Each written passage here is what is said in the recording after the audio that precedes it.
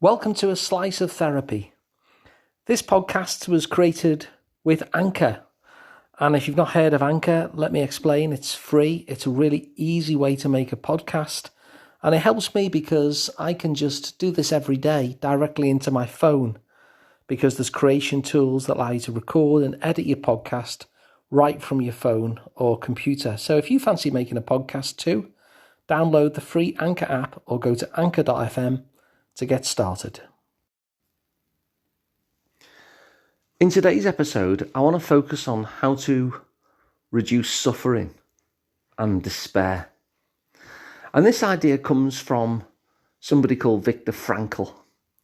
Now, you may already know of Viktor Frankl because, as well as being a leading psychotherapist in his life, he also wrote a really important book, which was an account of his own time in the Nazi concentration camps. The book's called A Man's Search for Meaning. And as a result then, if anybody knows about despair and suffering, having lived through the concentration camps and experienced that level of horror, genuine horror, then Viktor Frankl could certainly make that claim to understand, deeply understand, what despair and suffering is. And actually, I was watching an interview with him just the other day, and what he says is that despair can be expressed almost like a mathematical equation. And he says D equals S minus M. D equals S minus M. The D means despair. The S means suffering. And the M means meaning. So despair is suffering without meaning. And so according to Viktor Frankl, the way to reduce one's despair and the way to kind of counter one's suffering is to add meaning to the suffering, to find meaning within the suffering, which on one hand sounds very, very glib and is really easy to dismiss until you remember again just who the writer is, just who the person is who came up with that equation, that it was Viktor Frankl. And it wasn't just somebody coming up with a glib statement, but somebody who has such a real lived experience of the most horrific suffering over a prolonged period of time that one could possibly imagine. So despair, he said, is suffering minus meaning, suffering without meaning. And so in order to reduce or even remove despair, then the conclusion that he came to is that you add meaning, you find meaning. In order to counter suffering, you do the same, you add meaning. Now, in order to give an example of that, let's imagine, for instance, that, I don't know, let's imagine that you had some sort of illness or condition that meant that you had to remove a kidney and you had to undergo an operation and actually have one of your kidneys taken out. Now, that's something that nobody would want to hear. And the process of that, of course, is fairly invasive. It requires an operation and removing an organ. And so it's fair to say that, you could look at that and say, well, as an experience in life, the whole process of being told that has to happen, and then the actual process of having it removed and the operation and the aftercare involves the kind of suffering that we wouldn't actually want for ourselves. And yet, Can you imagine, say, a parent whose child, for instance, whether they're grown up or not, I don't know how these things work in terms of transplants, but can you imagine a parent whose child was desperately sick and needed a kidney, and that parent was a match? Suddenly, this same experience, the parent is banging on the table, demanding that the doctors remove that very same kidney. And actually is desperate for it to happen. And yet it's the same act, isn't it? It's the same level of suffering to know that you have to lose an organ to undergo that operation, and the aftercare that goes with that, and the fear that would often come with that as well.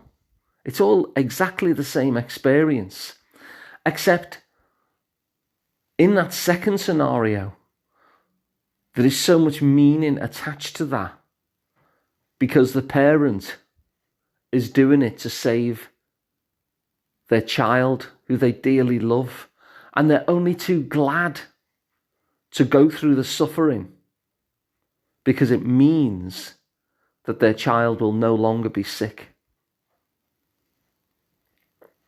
And so I'll give that as an illustration, because you can see there that Viktor Frankl's formulation, that despair equals suffering without meaning, you can see how that equation comes to life when you see the exact same suffering happening, except in one of those things, attached to it is a deep, deep meaning, which actually means that it almost feels like no suffering at all. They're demanding for this to happen. And the only difference is that there is so much meaning attached to it. And so when we think of Frankl's formulation of the importance of adding meaning so that suffering is reduced, despair is overcome, then it all boils down to finding meaning in things. And that means that we don't just seek to find meaning in the past, but we look to work towards the things that are meaningful to us in the future. Now, when we look into the past and try to add some meaning, the thing that Frankl isn't saying is that there was some great plan and that this should have happened or ought to have happened.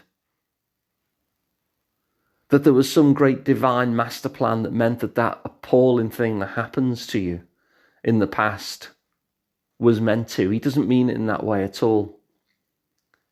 The way he's thinking of meaning in terms of past events is to ask the question, despite the awfulness, what good came out of it? So a really interesting example is if somebody grew up in a home that didn't particularly feel safe, maybe there was violence in the home. What often happens is that they become very, very skilled at reading other people. And they had to, because they had to constantly read other people to know whether things were in that moment okay or whether things were about to turn volatile. So it was a safety thing. And yet that skill of reading other people then becomes very useful in their own life. You know, might have been something that they then use to help other people. And so when someone who has suffered in that way can look back at their suffering and find some meaning in it,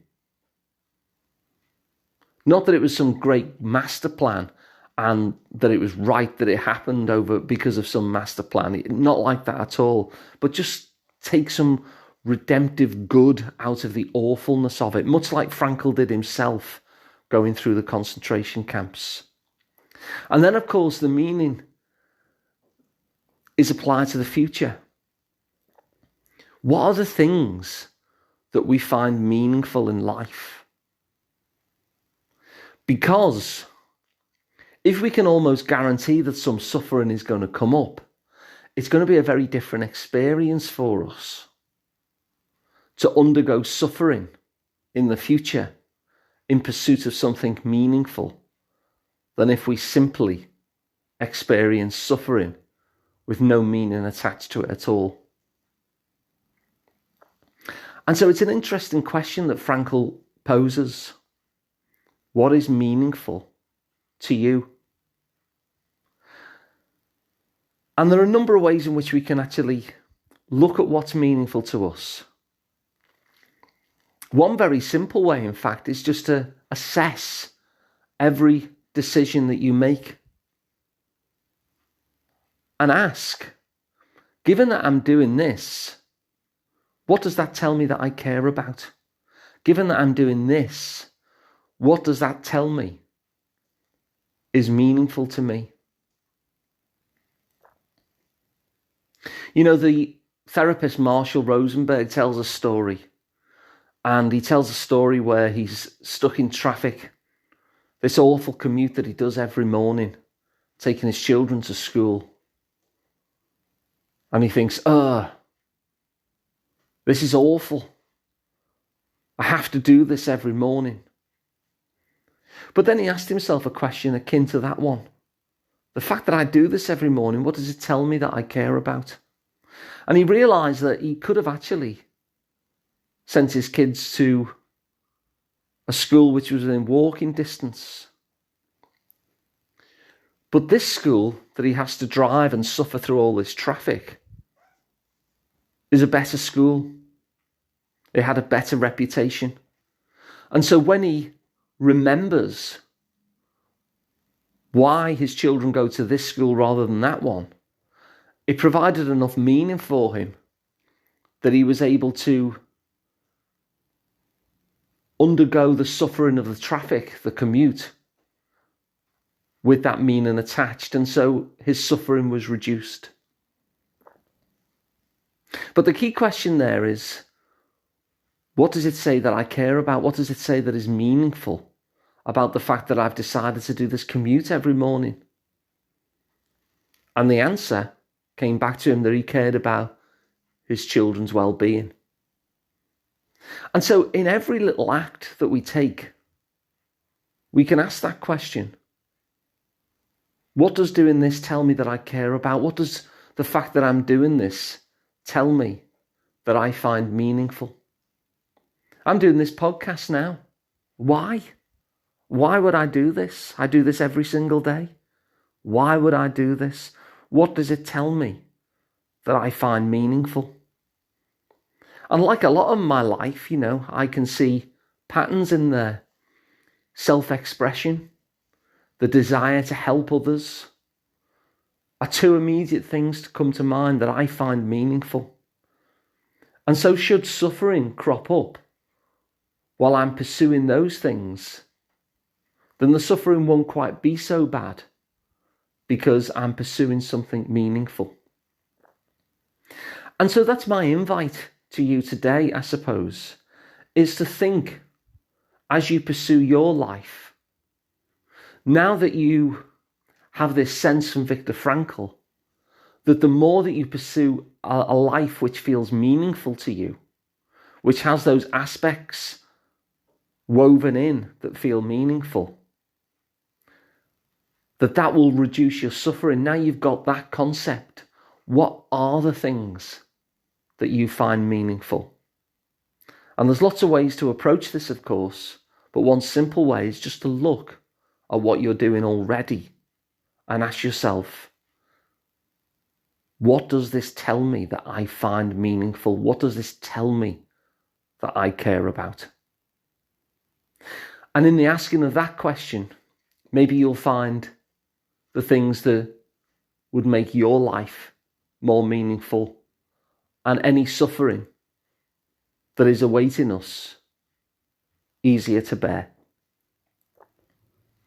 So if you find this helpful, please do share the episode, and then other people can get help from it as well. You can also work with me, Alun Parry, one-to-one, and you can find out more about me at liverpoolpsychotherapy.co.uk.